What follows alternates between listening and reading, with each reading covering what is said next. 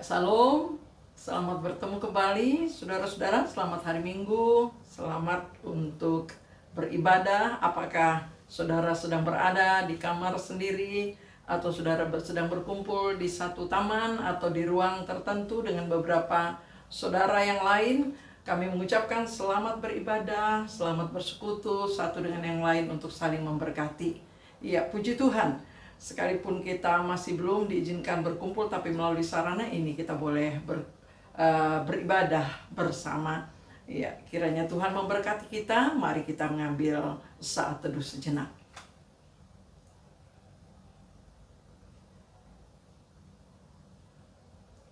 Amin.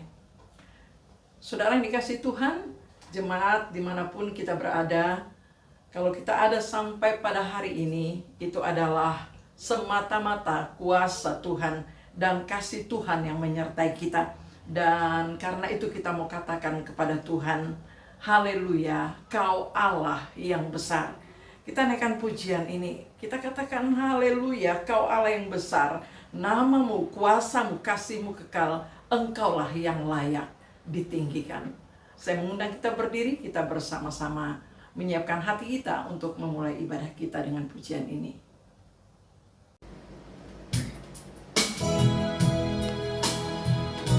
Ya, mari kita katakan, Kau Allah yang besar.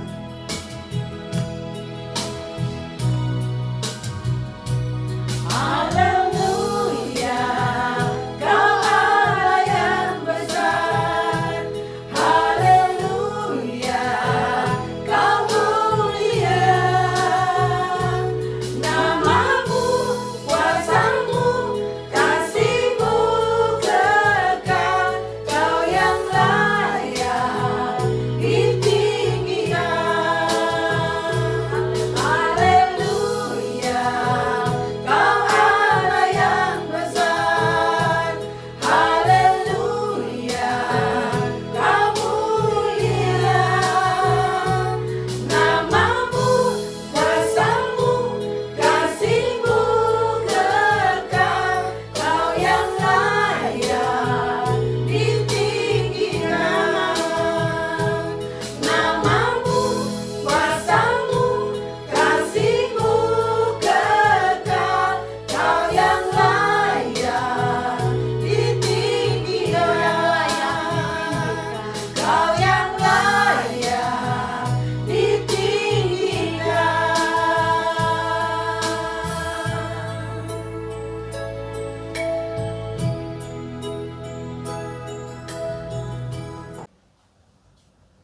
Jemaat, mari kita masuk dalam doa pembukaan. Kita berdoa. Ibadah ini kami buka, kiranya jadi dalam nama Bapa, Anak, dan Roh Kudus. Tuhan memberkati jemaat Tuhan sekalian. Amin. Kita akan membaca nats pembimbing dari Wahyu 2, ayat yang keempat. Namun demikian aku mencela engkau, karena engkau telah meninggalkan kasihmu yang semula. Saudara, sebagaimana pujian tadi yang menyatakan haleluya, Kau Allah yang besar. Ya, kebesaran Tuhan sanggup untuk menyelamatkan jiwa kita, karena memang kuasanya lebih besar daripada dosa kita. Karena itu kita mau katakan kepada Tuhan, aku mau naikkan syukur, aku tidak akan mau berhenti untuk bernyanyi. Saya mengundang kita sama-sama menaikkan pujian ini. Kasih yang begitu besar, lebih kuat dari dosa.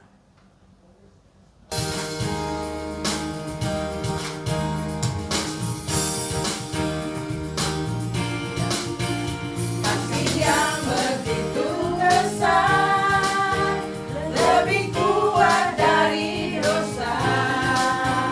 Kasih yang menemukanku, selamatkan dan pulihkanku. Ku naikkan syukur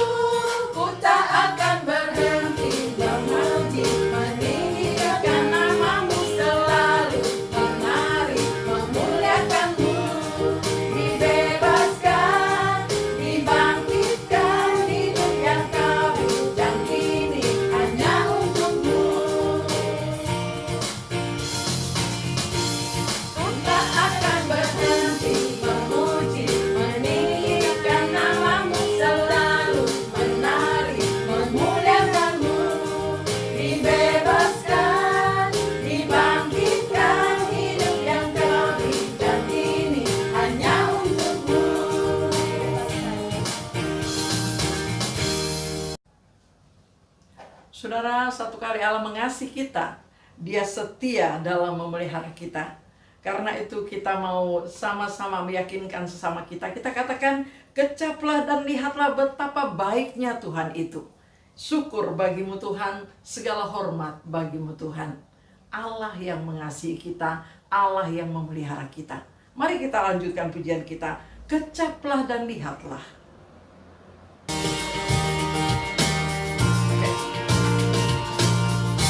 Kecaplah dan lihatlah betapa baiknya Tuhan itu. Rasakan dan nikmati kasih setia Tuhan.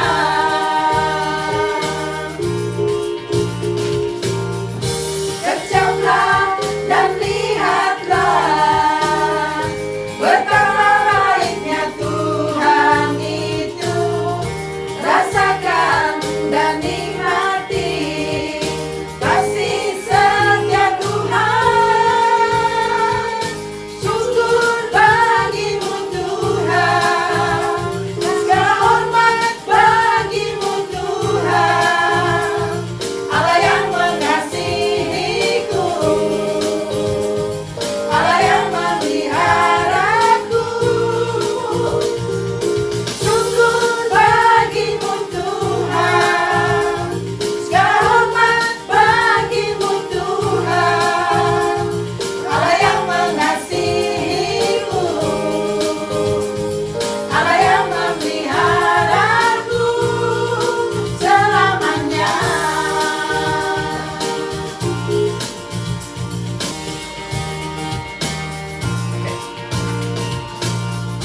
Kecaplah dan lihatlah betapa baiknya Tuhan itu.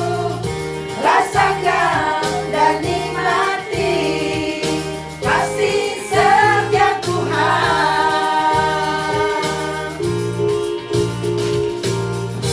Kecaplah dan lihatlah betapa baiknya Tuhan itu.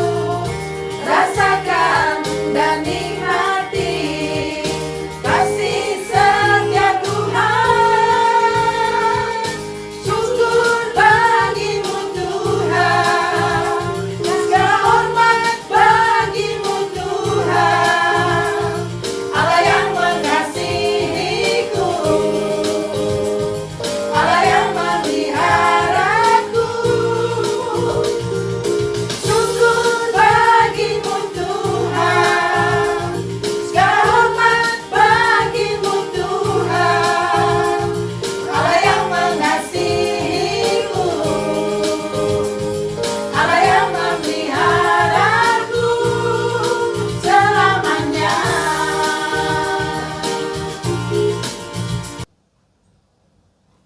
Saudara yang dikasihi Tuhan, kita akan melanjutkan puji-pujian kita dengan membaca Mazmur bersama. Dan hari ini saya mengambil dari Mazmur pasal 40. Mari kita buka Mazmur pasal 40, kita akan baca ayat 1 sampai ayat yang ke-6. Mazmur 40 ayat 1 sampai 6. Mari kita baca bersama-sama syukur dan doa. Untuk pemimpin biduan, Mazmur Daud. Aku sangat menanti-nantikan Tuhan. Lalu ia menjenguk kepadaku dan mendengar teriakku minta tolong. Ia mengangkat aku dari lubang kebinasaan, dari lumpur rawa. Ia menempatkan kakiku di atas bukit batu, menetapkan langkahku.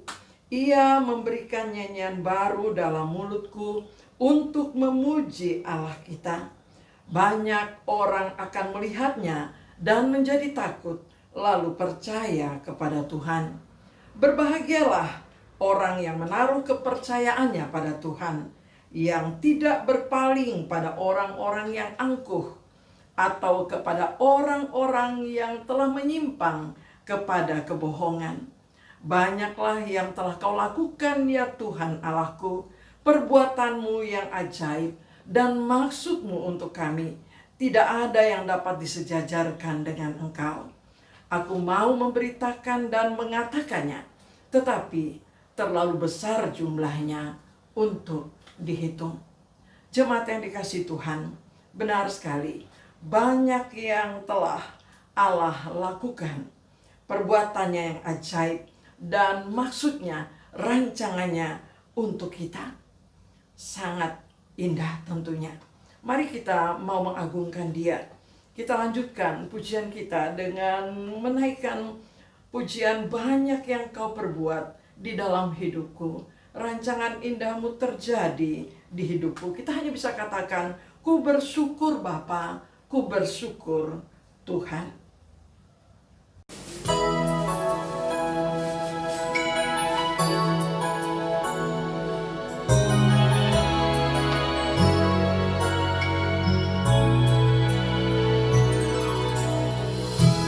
Banyak yang Kau perbuat di dalam hidupku. Rancangan indahmu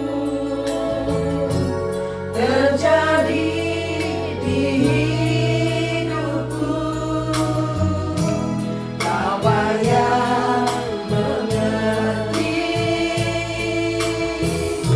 segala yang ku perlu, kasih-Mu sempurna, nyata dalam hidupku. Ku bersyukur Bapa, ku bersyukur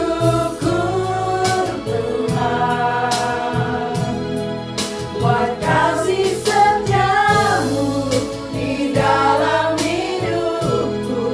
Ku bersyukur, ku bersyukur Bapa, ku bersyukur Tuhan, buat kasih setiamu di dalam hidupku. Ku bersyukur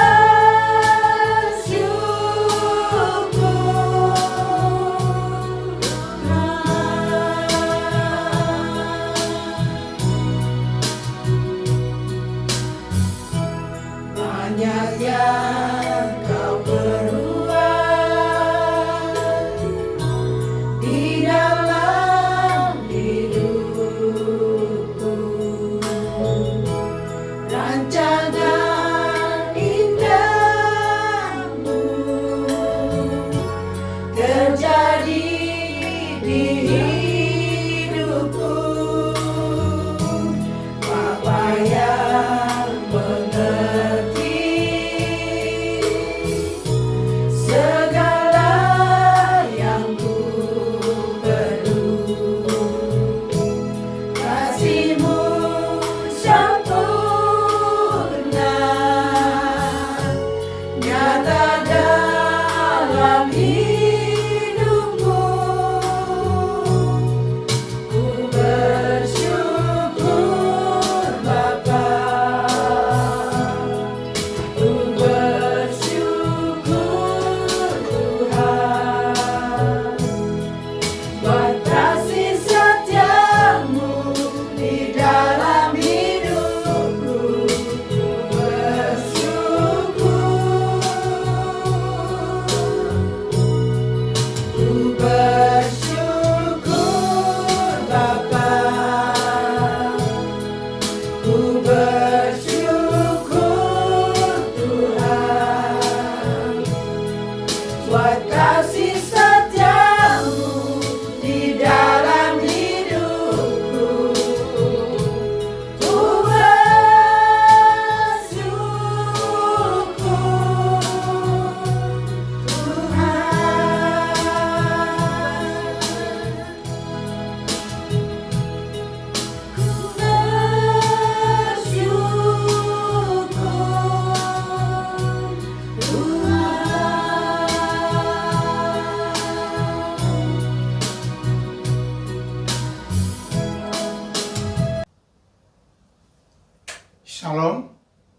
Puji Tuhan, kita kembali bertemu melalui renungan firman Tuhan hari ini. Kita masih dilayani melalui YouTube, dan hari ini kita akan merenungkan firman Tuhan bersama-sama. Dan sebelumnya mari kita berdoa bersama sebelum untuk masuk dalam renungan. Mari kita berdoa. Bapa di dalam sorga, kami bersyukur kepada Tuhan oleh karena Tuhan masih memberikan kami kesempatan untuk berada di sekitar firman-Mu. Dan kami akan belajar firman Tuhan bersama-sama. Karena kami tahu firman-Mu yang sanggup memberikan kami kekuatan. Firman-Mu yang sanggup memberikan kami iman dan pengharapan yang teguh dalam menghadapi berbagai situasi saat ini. Terima kasih Bapa, kami akan belajar firman-Mu, berkati kami. Di dalam nama Tuhan Yesus Kristus, kami berdoa dan mengucap syukur. Amin. Kita akan membaca Alkitab dari kitab Wahyu pasal 2 ayat yang pertama hingga ayat yang kelima. Kepada jemaat di Efesus. Tuliskanlah kepada malaikat jemaat di Efesus, inilah firman dari Dia yang memegang ketujuh bintang itu di tangan kanannya, dan berjalan di antara ketujuh kaki dian emas itu. Aku tahu segala pekerjaanmu, baik jeripayamu maupun ketekunanmu. Aku tahu bahwa engkau tidak dapat sabar terhadap orang-orang jahat, bahwa engkau telah mencobai mereka yang menyebut dirinya rasul, tetapi yang sebenarnya tidak demikian, bahwa engkau telah mendapati mereka pendusta, dan engkau tetap sabar dan menderita oleh karena namaku, dan engkau tidak mengenal lelah. Namun demikian aku mencela engkau, karena engkau telah meninggalkan kasih-Mu yang semula. Sebab itu ingatlah betapa dalamnya engkau telah jatuh. Bertobatlah dan lakukanlah lagi apa yang semula engkau lakukan. Jika tidak demikian, aku akan datang kepadamu dan aku akan mengambil kaki dianmu dari tempatnya jika engkau tidak bertobat. Demikian firman Tuhan untuk kita. Saudara sekalian, tema dari bagian Alkitab ini ialah kita akan merenungkan di bawah tema kasih yang semula. Kasih yang semula. Saudara, berbicara tentang kasih yang semula dalam konteks jemaat di Efesus, hal ini mau membawa kita untuk mengingat kembali kasih kita kepada Tuhan. Ya, kita tahu jemaat di Efesus adalah jemaat yang dilayani dan didirikan melalui pelayanan Rasul Paulus. Jemaat ini menjadi jemaat yang bertumbuh dan jemaat yang bersemangat di dalam pelayanan. Kemudian Paulus juga menulis surat kepada jemaat ini dengan penekanannya yang memberikan dasar keyakinan kepada mereka, sebagaimana dikatakan dalam Efesus 1 ayat yang keempat, sebab di dalam Dia Allah telah memilih kita sebelum dunia dijadikan. Kata ini menjadi begitu penting sehingga membuat jemaat itu menyadari bahwa mereka dipilih oleh Tuhan, mereka menjadi milik Tuhan, umat Tuhan. Sehingga kalau kita memperhatikan, mereka begitu bersemangat, memiliki jiwa untuk pelayanan. Namun kita melihat selanjutnya di dalam kitab Wahyu di sini, rupanya terjadi penurunan atau kemerosotan rohani. Yang disebutkan di sini ialah meninggalkan kasih yang mula-mula. Itulah sebabnya Rasul Yohanes di dalam menulis surat kepada 7 jemaat di Asia Kecil, dan salah satunya ialah jemaat Efesus ini, untuk mengingatkan akan mereka, termasuk juga jemaat Efesus, karena di 7 jemaat ini masing-masingnya ada kekuatan, ada kelemahan. Dan khususnya jemaat di Efesus itu ada kekuatannya yang disebutkan tadi, tetapi juga ada kelemahannya. Itulah meninggalkan kasih yang mula-mula. Nah, mengapa hal ini penting? Karena memang kalau kita perhatikan, kita manusia seringkali begitu cepat atau dengan mudah melupakan kebaikan-kebaikan Tuhan. Sehingga di saat lama-kelamaan kerohanian kita akan menjadi surut. Nah, itulah sebabnya kita melihat hari ini di bawah tema kasih yang semula, untuk kita belajar supaya bagaimana kita masing-masing yang mendengar firman Tuhan, kita bisa mengevaluasi diri dan kita boleh kembali lagi kepada kasih yang semula, di mana kita betul-betul percaya kepada Tuhan di saat kita mengenal dan percaya kepadanya. Ada 3 hal yang kita akan renungkan dalam kaitan dengan tema ini, kasih yang semula.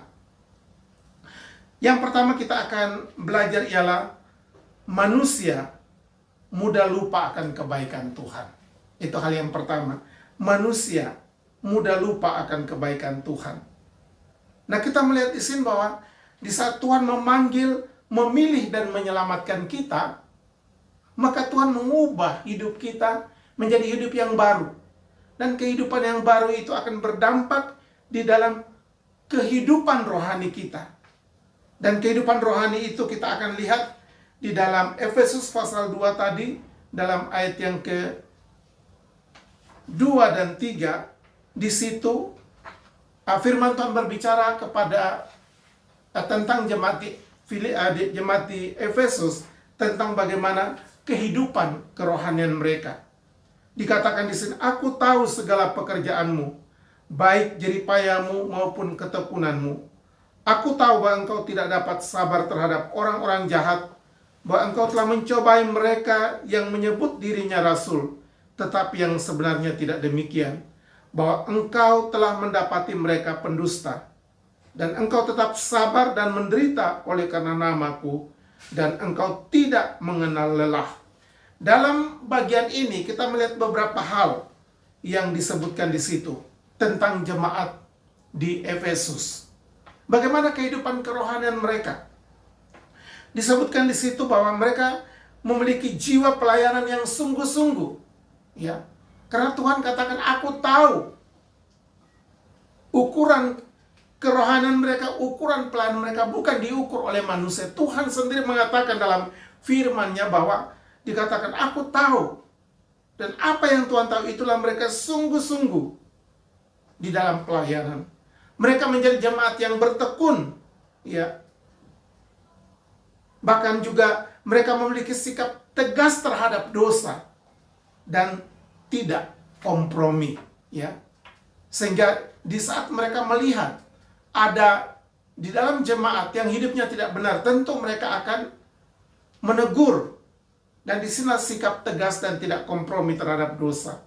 Bahkan lebih lagi dikatakan mereka sabar terhadap sabar di dalam penderitaan, ya. Mereka tidak mengenal lelah. Itulah keunggulan-keunggulan di dalam kehidupan jemaat di Efesus yang disebutkan oleh firman Tuhan ini. Namun kita melihat apa yang terjadi.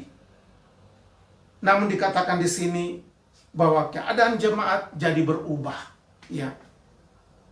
Karena telah meninggalkan kasih yang semula. Karena apa yang kita lihat tadi, kegiatan aktivitas yang mereka lakukan menunjukkan kasih mereka kepada Tuhan yang begitu bersemangat dan begitu bersungguh-sungguh. Tetapi di dalam surat Yohanes kepada jemaat di Efesus kita menemukan bahwa mereka meninggalkan kasih yang semula. Dan di sini kita melihat itulah kegagalan, itulah kejatuhan. Nah, kalau kita memperhatikan ini, itu berarti bahwa mereka dulu bersemangat, tapi sekarang tidak bersemangat lagi. Mereka dulu setia, tapi sekarang mereka tidak setia lagi. Mereka dulu tegas terhadap dosa, tapi sekarang mereka kompromi. Saudara, kita menemukan banyak situasi saat ini di mana orang kompromi dengan dosa hanya alasan kemanusiaan. Dosa dilegalkan, bahkan dosa dihalalkan, dosa dianggap hal yang biasa. Dan ini terjadi di mana-mana. Bahkan juga dikatakan mereka dulu sedia berkorban untuk pekerjaan Tuhan. Mungkin mereka memberi, tapi sekarang mereka tidak lagi sedia berkorban. Bahkan juga kita melihat tentang kejatuhan-kejatuhan akhir zaman saat ini. Tentu kalau kita aplikasikan lebih jauh di dalam kehidupan jemaat, ya. Ada jemaat yang dulu begitu aktif, begitu giat, baik beribadah, baik melayani, tapi karena satu dan lain hal, mungkin melihat kekurangan-kekurangan tertentu, dia menjadi mundur. Dia tidak lagi bersemangat. Banyak kegagalan bisa terjadi. Dulu dia betul-betul mencintai Tuhan, mengasihi Tuhan, tapi lama-kelamaan di dalam kehidupannya dia hanya melihat kelemahan jemaat yang lain, lalu dia pun mundur. Nah, inilah kondisi sama seperti jemaat Efesus ini. Tentang kehidupan kerohanian akhir zaman. Itulah banyak orang akan meninggalkan kasih yang mula-mula, sama seperti jemaat di Efesus ini. Yang kedua yang kita akan lihat ialah bahwa kejatuhan dalam dosa adalah hal yang serius. Ya, itu hal yang kedua. Kejatuhan dalam dosa adalah hal yang serius. Kita melihat di dalam ayat yang keempat dan ayat yang kelima dari teks firman Tuhan tadi. Dikatakan, namun demikian aku mencela engkau, karena engkau telah meninggalkan kasih-Mu yang semula. Sebab itu ingatlah betapa dalamnya engkau telah jatuh. Dalam dua ayat ini kita menemukan ada dua kata yang dipakai. Yang pertama ialah dikatakan Tuhan mencela. Ya. Nah, disinilah kita melihat tentang sikap Tuhan terhadap dosa. Ya.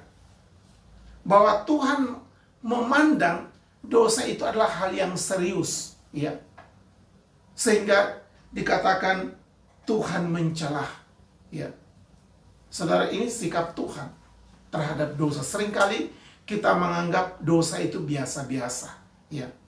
Seorang berbuat dosa atau hidup dalam dosa, kita anggap biasa-biasa. Ataupun mungkin kita sendiri juga mungkin masih hidup dalam dosa. Ada dosa-dosa tertentu, lalu kita menganggap biasa-biasa. Tapi firman Tuhan melalui Rasul Yohanes kepada jemaat di Efesus dikatakan bahwa Tuhan mencela. Ya. Di sini kita menemukan tentang satu teguran yang keras terhadap jemaat di Efesus. Tuhan serius dengan dosa, maka dikatakan dia mencela. Karena apa? Mereka meninggalkan kasih yang mula-mula. Hal yang kedua ialah dipakai istilah betapa dalamnya engkau jatuh, betapa dalamnya. Hal ini berbicara tentang keberadaan manusia berdosa. Ya. Bahwa keadaan manusia berdosa itu disebutkan di sini, betapa dalamnya engkau telah jatuh. Ya.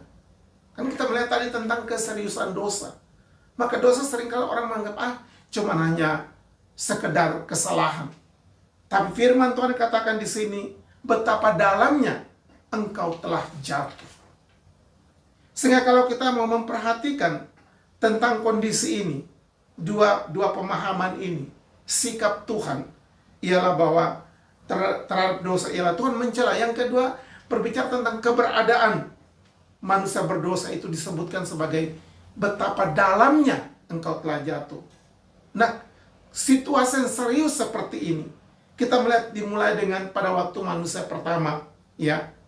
Itulah Adam dan Hawa. Di saat mereka makan buah yang dilarang itu, Tuhan katakan mati. Di saat engkau makan, engkau akan mati. Ya. Ini berbicara tentang keseriusan tentang dosa. Dan karena manusia makan dan mati karena dosa, maka Yesus harus datang ke dalam dunia. Harus mati di kayu salib untuk menebus manusia yang berdosa itu. Karena dosa adalah satu hal yang begitu serius, maka Tuhan juga bertindak untuk membebaskan manusia juga begitu serius supaya manusia yang berdosa ini dapat diselamatkan. Saudara, kita melihat tentang keseriusan dosa ini. Nah, di dalam kehidupan kita, khususnya di akhir zaman ini, kita diperhadapkan dengan banyak hal ya yang sedang terjadi. Bahkan dosa dianggap oleh kebanyakan orang biasa, ya. Apakah itu persinahan, perceraian, pencurian, LGBT, dan berbagai hal. Orang menganggap biasa. Tapi ingat, di mata Tuhan, itu adalah hal yang serius. Maka Tuhan juga harus berurusan dengan serius itu. Dengan dia harus mati di kayu salib untuk menebus manusia yang berdosa. Yang ketiga, yang kita akan lihat, ialah yang ketiga ialah bagaimana untuk kembali kepada kasih yang semula. Sikap kembali kepada kasih yang semula itu adalah sikap yang terpenting, ya. Ini menjadi penekanan di dalam bagian Alkitab yang kita baca. Hal yang terpenting dalam kehidupan jemaat di Efesus. Di saat mereka meninggalkan kasih yang mula-mula, hal yang penting ialah Tuhan mau untuk mereka kembali kepada kasih yang semula. Dalam ayat 5b, kita dapat membaca di situ. Dikatakan, bertobatlah dan lakukanlah lagi apa yang semula engkau lakukan. Ya. Bertobatlah dan lakukanlah lagi semula. Kata lakukan lagi semula ini dikaitkan dengan poin pertama tadi, yang menunjukkan bahwa mereka itu tadinya begitu bersemangat. Mereka memiliki jiwa untuk melayani, hidup sungguh-sungguh tidak kompromi. Ya. Mereka jemaat yang tekun, setia, sabar dalam penderitaan. Maka setelah mereka jatuh meninggalkan kasih yang semula, maka ayat ini kembali menekankan, lakukanlah lagi apa yang semula engkau lakukan. Di sini berbicara tentang sikap untuk kembali kepada kasih yang semula. Nah, untuk kembali kepada kasih yang semula dalam perjanjian lama, itu ditekankan tentang bagaimana bangsa Israel selalu diperingatkan agar mereka ingat akan perbuatan Tuhan yang telah membawa mereka keluar dari tanah Mesir, keluar dari perbudakan. Nah, kita melihat di dalam Ulangan 5 ayat yang ke-15, di situ dikatakan, sebab itu haruslah kau ingat bahwa engkau pun dahulu budak di tanah Mesir, dan engkau dibawa dari sana oleh Tuhan Allahmu dengan tangan yang kuat dan dengan lengan yang terancung. Saudara, peristiwa di mana orang Israel keluar dari tanah Mesir itu membawa mereka untuk pertama, ialah mereka terlepas daripada perbudakan. Umat Tuhan, umat Israel disuruh mengingat itu. Bahkan diceritakan berulang-ulang kepada generasi berikutnya supaya mengingat peristiwa ini. Bahwa mereka dulu pernah budak dan sudah dibebaskan oleh Tuhan keluar dari perbudakan. Hal ini berbicara tentang mereka dimerdekakan. Kalau dulu menjadi budak, mereka di bawah tekanan, di bawah penindasan. Tapi sekarang di saat mereka keluar dari perbudakan, mereka menjadi orang yang merdeka. Ya. Dan tentu ini gambaran tentang kehidupan kita. Sebelum kita bertobat, tentu kita semua adalah orang-orang di bawah kutuk dosa, dalam penjara dosa, di dalam penindasan dosa. Sehingga Tuhan mau supaya kita dibebaskan, dimerdekakan, supaya kita menikmati kemerdekaan dalam Yesus. Dan itulah sebabnya Yesus datang ke dalam dunia untuk membebaskan kita. Yang berikut ialah mereka dibebaskan supaya mereka mereka menjadi satu bangsa yang memiliki identitas diri. Ya. Umat Israel dibebaskan, dimerdekakan supaya mereka menjadi satu bangsa yang memiliki identitas diri. Di sini identitas menjadi umat Tuhan. Sebab di saat mereka masih di dalam penjajahan di Mesir, masih dalam perbudakan, mereka belum mempunyai identitas diri sebagai satu bangsa. Mereka belum memiliki identitas diri sebagai umat Tuhan. Tapi di saat Tuhan memerdekakan mereka, membebaskan mereka, maka akhirnya mereka menjadi satu umat dengan identitas sebagai umat Tuhan, milik Tuhan. Inilah identitas yang baru. Di saat kita kembali kepada Tuhan, kita memiliki identitas sebagai anak Tuhan. Nah, itu harus diingat. Yang berikut ialah dengan tujuan mereka dibebaskan supaya mereka dapat bebas beribadah. Mereka bebas beribadah berdasarkan peraturan, hukum, undang-undang yang diberikan supaya mereka dapat beribadah kepada Tuhan. Namun apa yang terjadi? Kalau kita memperhatikan selanjutnya dalam perjalanan bangsa Israel, Alkitab menjelaskan mereka gagal. Itulah sebabnya Tuhan mengizinkan mereka, membuang mereka ke Babel. Dan disitulah Tuhan mengutus Yeremia untuk kembali mengingatkan kepada mereka. Mereka umat yang telah dikasihi dengan kasih yang ilahi. Dan bagi umat Israel sendiri pun telah mencintai Allah dengan kasih yang mula-mula. Sebagaimana Tuhan bawa mereka keluar dari Mesir. Tetapi mereka gagal. Sehingga Tuhan ingatkan mereka untuk mereka kembali. Dikatakan di dalam Yeremia 2 ayat yang ke-2b. Beginilah firman Tuhan. Aku teringat kasihmu pada masa mudamu, kepada cintamu pada waktu engkau menjadi pengantin. Bagaimana engkau mengikuti aku di padang gurun, di negeri yang tidak ada tetaburannya. Ayat pasal 23a. Ketika itu Israel kudus bagi Tuhan. Dalam ayat ini disampaikan bahwa Israel bagaikan pengantin yang mengikuti Tuhan bersama-sama melewati padang gurun. Yang merupakan cinta mula-mula. Mereka mengikuti walaupun Tuhan bawa mereka di padang gurun yang disebutkan di sini tidak ada tetaburan. Artinya apa? Tempat yang tandus kering, tidak bisa ditanam apa-apa. Namun mereka tetap mengikut Tuhan sebagai pengantin muda. Israel disebutkan sebagai pengantin yang mengikuti kekasihnya. Tidak melihat kesulitan-kesulitan yang ada di daerah, di sekitarnya. Tapi karena mencintai Tuhan, mereka mengikuti. Dan Alkitab katakan Tuhan memberi mereka makan dan minum dalam perjalanan selama 40 tahun. Ya. Dan dikatakan lagi saat itu Israel kudus bagi Tuhan. Umat yang terpisah dari yang lain dan dikhususkan untuk Tuhan. Namun selanjutnya disebutkan mereka gagal. Itulah sebabnya mereka dibuang ke Babel. Tetapi Yeremia menubuatkan ini supaya umat Tuhan kembali bertobat, sadar. Sebagaimana surat Yohanes kepada jemaat di Efesus. Berbalik, kembali kepada kasih yang mula-mula. Dan ini yang menjadi penting bagi kita.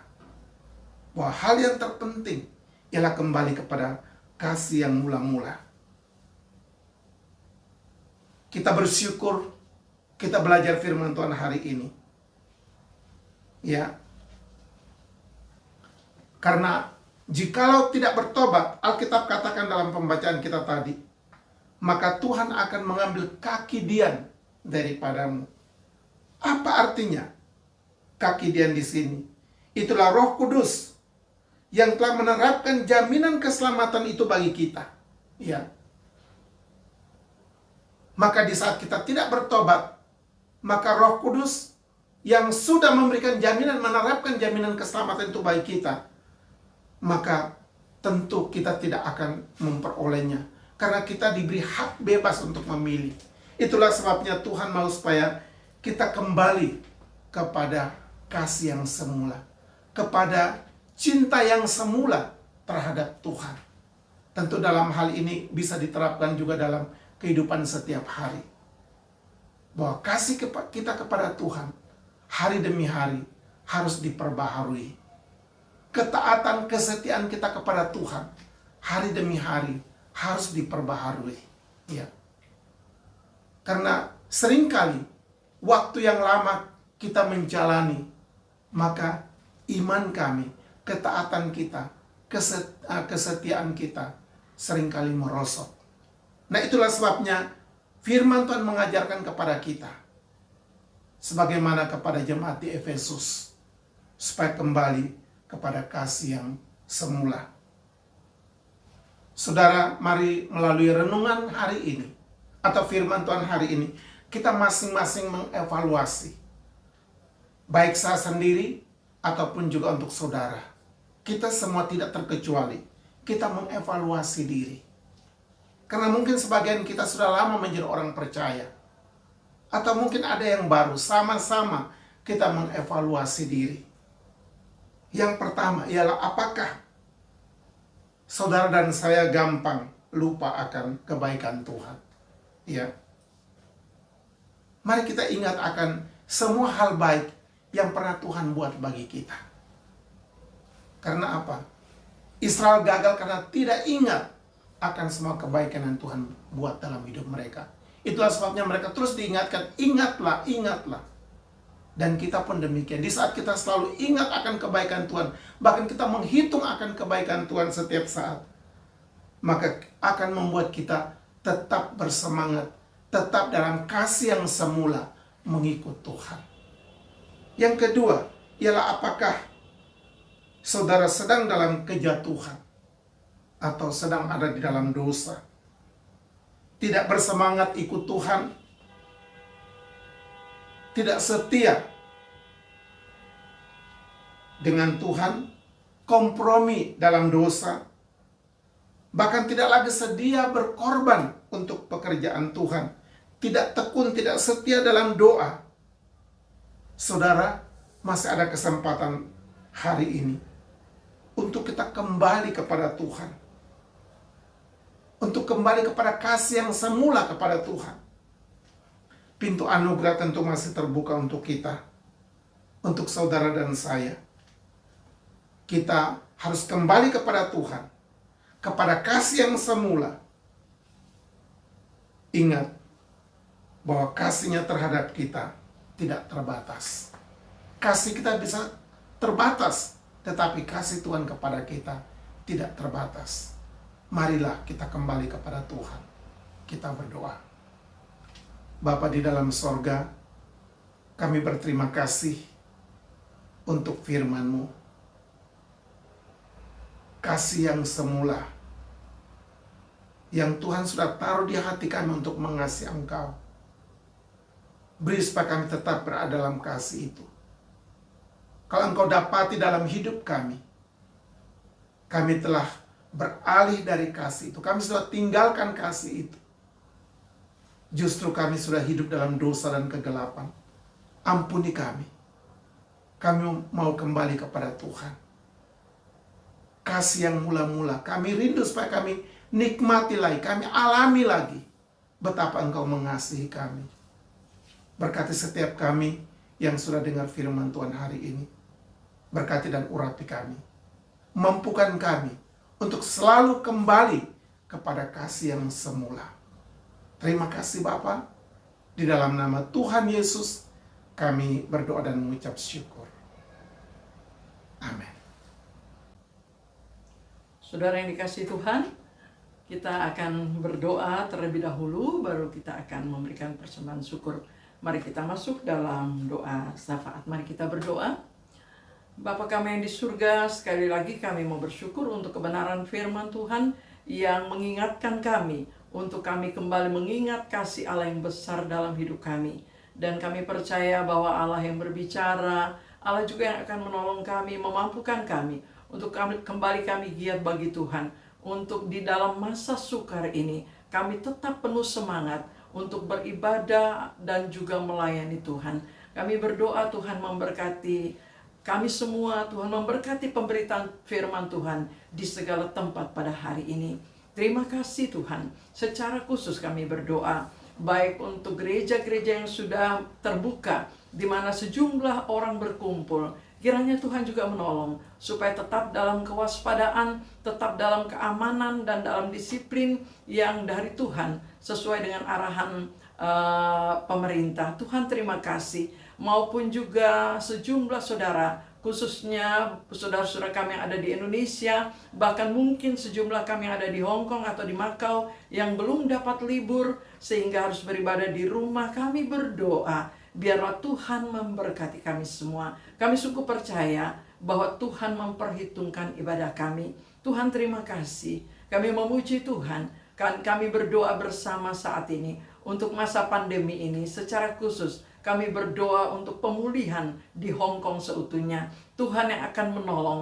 Mungkin kedisiplinan seperti ini akan berjalan, masih berlangsung lama. Dan Tuhan menolong semua masyarakat. Tuhan juga menolong mereka-mereka yang mungkin masuk dari negara luar. Kami berdoa supaya Tuhan memberkati. Sehingga sedini mungkin apabila ada orang-orang yang terkena, terkontaminasi dengan virus, kami berdoa supaya Tuhan kiranya menolong dan melepaskan yang lainnya, sehingga yang terkena virus bisa segera diasingkan atau diamankan. Kami berdoa juga untuk di Indonesia khususnya, supaya Tuhan memberkati. Kami mohon berkat Tuhan atas pemerintah Indonesia, Bapak Presiden dengan semua pemimpin negara kami, dengan semua kebijakan yang diambil. Tuhan, hikmat-Mu lah, kekuatan-Mu lah yang memungkinkan mereka dapat memimpin bangsa kami. Dan biarlah sebagai masyarakat juga kiranya kami menjadi orang-orang yang bersama-sama mengusahakan, mengupayakan untuk penyelesaian atau meringankan akan penularan COVID ini. Kami berdoa Tuhan berkati kami semua.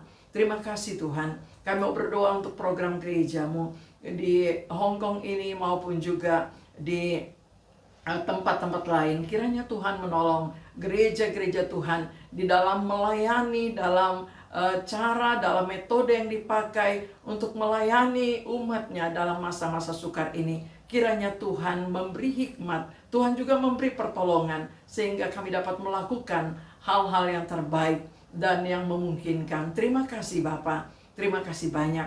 Kami mau berdoa untuk pemerintah Hong Kong, untuk gereja-gereja di Hong Kong. Kiranya Tuhan juga memberkati secara khusus untuk pemerintah di Hong Kong dalam perkembangan, dalam situasi yang ada. Kiranya Tuhan terus memberikan hikmat, Tuhan terus memimpin, dan Tuhan terus menolong situasi di Hong Kong. Terima kasih Bapak, terima kasih banyak. Kami menyerahkan sebentar juga kami akan memberikan persembahan syukur.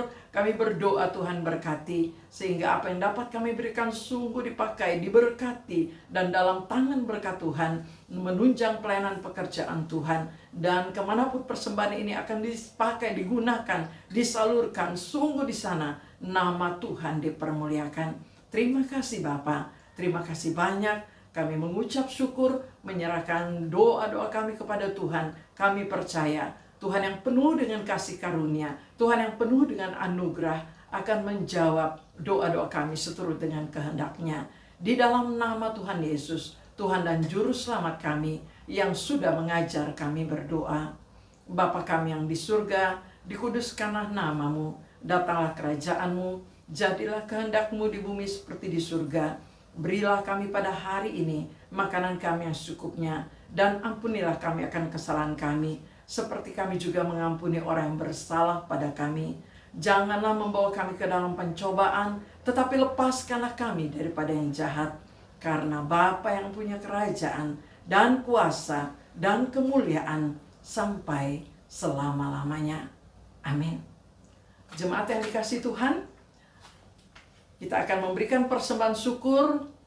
Lagu yang akan kita nyanyikan sekaligus menjadi satu pesan untuk kita, bahwa Bapa yang telah mengangkat kita menjadi anak-Nya, Dia adalah Bapa yang setia. Dialah yang menyediakan segala yang kita perlu. Bahkan Dialah yang menyertai kita sebagai Bapa yang setia. Mari kita menaikkan pujian ini sambil memberikan persembahan syukur. Saya mengundang kita sama-sama berdiri. Bapa, Kau setia.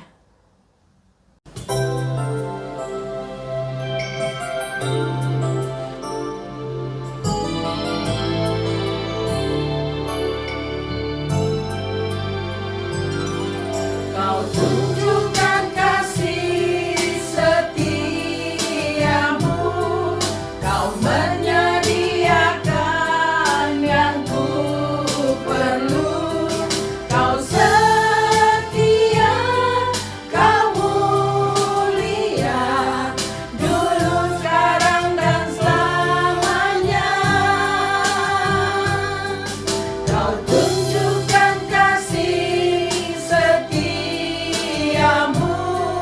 Kau menyediakan yang ku perlu.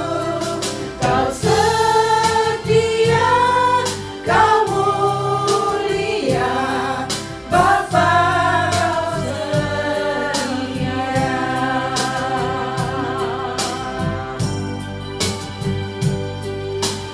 Bapa, Kau setia.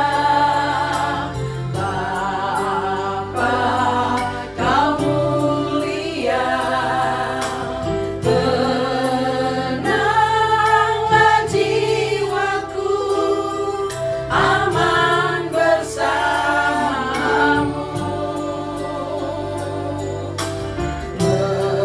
Lebih dari harta, Kaulah segalanya. Tenanglah jiwaku dalam hadiratmu.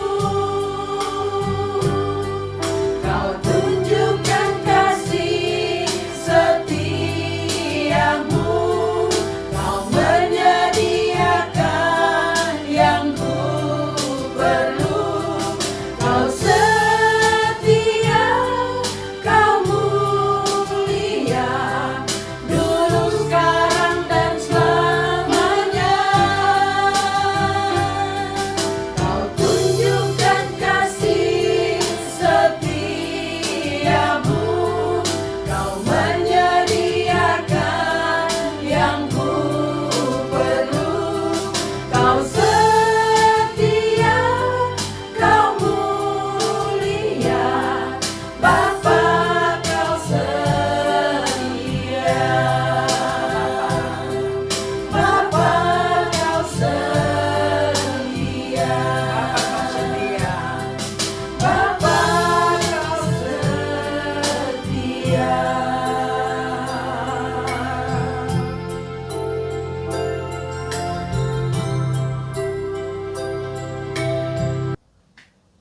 Mari kita akhiri ibadah kita.